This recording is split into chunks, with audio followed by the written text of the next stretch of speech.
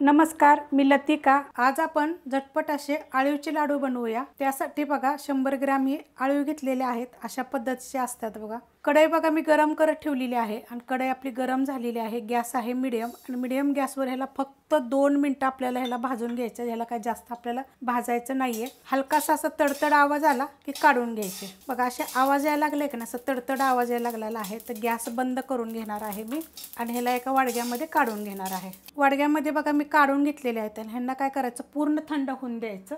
आता आपल्याला लाडवासाठी नारळ हवा आहे तर मी नारळ बघा एक फोडून घेतलेला आहे आणि नारळाचं मी पाणी काढून घेतलेलं आहे। त्याला काय करणार आहे माहिती आहे का, वरचं हे जे काळं आवरण आहे ना हे मी काढून घेणार आहे आणि ह्याला खिसणीने खिसलं तरी चालू शकतं ना, तर मिक्सरला तुम्ही बारीक केलं तरी पण चालेल। थंड झालेले आहेत बघा, पूर्णपणे थंड होऊन द्यायचं, गरम नाही राहिले पाहिजे। त्याच्यामध्ये आता आपल्याला हे नारळाचं पाणी टाकायचे, थोडं थोडं टाकून घेऊया आणि मिक्स करून घेऊया। टाकून घेतलेले आहे आणि मिक्स पण करून घेतलेलं आहे। आता ह्याला काय करणार आहे, मी अर्धा तासासाठी झाकून ठेवणार आहे। अर्धा तास बघा ही झाकून ठेवलं होतं आणि हे आपण नारळाच्या पाण्यामध्ये भिजत घातलं होतं। तुम्ही दुधामध्ये पण घालू शकता। मस्त असं बघा भिजलं गेलेलं आहे। अशा पद्धतीने चांगलं भिजत घालायचं, म्हणजे अर्धा तास मी घातलं होतं पूर्णपणे।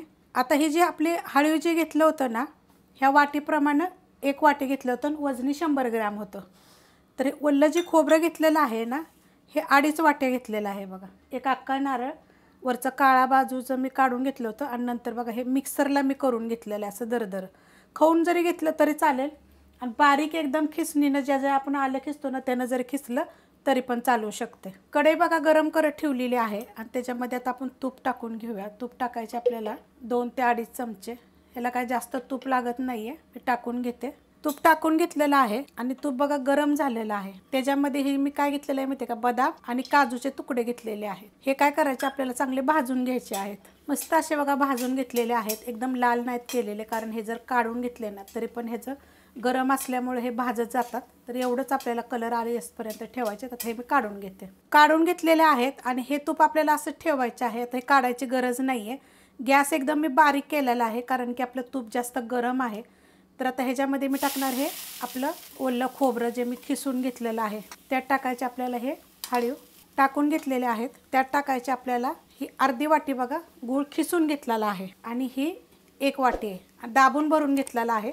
एकूण मी 1.5 वाटी घेतलेला आहे। जर तुम्हाला गोड जास्त पाहिजे असेल का नाही तर जरा थोडंसं जास्त घातला तरी पण चालेल। गॅस बारीक होता एकदम। आता हे चांगलं आपण मिक्स करून घेऊया। बारीक गॅसवर बघा फक्त मी मिक्स करून घेतलेलं आहे। मिक्स करून घ्यायचं कारण ते चिकट जास्त असतं ना, तर एका साईडला राहील आणि एका साईडला ते होणार नाही। त्यासाठी असं आपल्याला हलवून हलवून चांगलं मिक्स करून घ्यायचं आहे व्यवस्थित।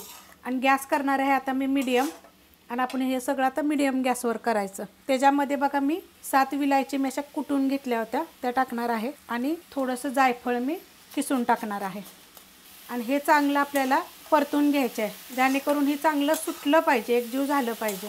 गूळ बघा आपला चांगला वितळलेला आहे, एकजीव झालेला, असा थोडा थोडा कुठं कुठं राहिलेला आहे, तो पण आपण असं हलवत राहायचं। गॅस मिडियमच आहे।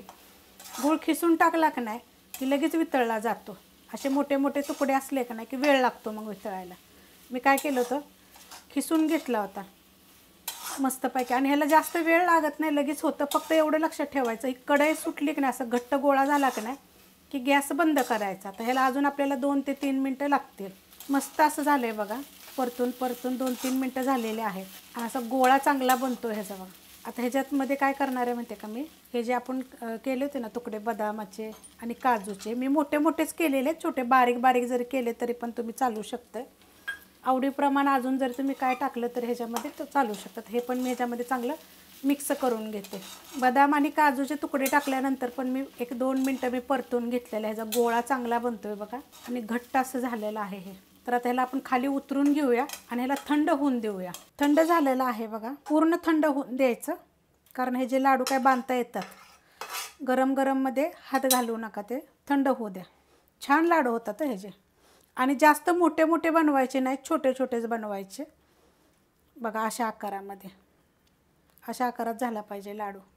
आता हे तुम्हाला मी लाडवाचं अगोदरच सांगते, जर गरोदर बायका असतील ना त्यांनी बिलकुलच खाऊ नका बरं का। जसं आता हे लाडू बनवले आहेत, ह्याची खीर बनते, खाऊ नका बिलकुल। कारण काय होतं, गरम जास्त असतं ते। डिलेवरी झाल्यानंतर खाल्लं तर चालेल, पण डिलेवरी गरोदर आहे तर तुम्ही खाला। आता हे आपण ह्याच्यामध्ये ना ओलं खोबरं टाकलेलं आहे तर हे लाडू किती दिवस टिकतील, तर हे लाडू तुम्हाला सांगते 10 ते 15 दिवस. आणि जर तुम्ही हे फ्रीजमध्ये ठेवले ना तर जास्त दिवस टिकू शकतात, पण त्याच्यापेक्षा जास्त दिवस टिकू शकत नाहीत. जर तुम्हाला थोड्याशा वेगळ्या पद्धतीत जर लाडू पाहिजे असेल तर तुम्ही मला कमेंट करा, मी तुम्हाला ते बनवून दाखवते. पण अशा पद्धतीनं छोटे छोटे, ह्याच्यापेक्षा जरी छोटे बनवला तरी चालू शकते बरं का. एवढा मोठा पण बनवायची गरज नाही, बारीक बारीक सकाळ सकाळी खायचा एक लाडू अशा पद्धतीमध्ये बनवून खायचे. मस्त लागतात, चवीला पण छान लागतात. कुणाकुणाला आवडतात, कुणाला आवडत नाहीत, पण हे हळवीचे लाडू ह्या थंडीच्या दिवसात जर खाल्लेले चांगले असतात. तर अशा पद्धतीत लाडू बनतो बघा. तर मी बाकीचे सगळे अशाच पद्धतीने लहान लहान बनवून घेते. रेसिपी आवडली तर लाईक करा, सबस्क्राईब करा, कमेंट करा आणि शेअर बी करा.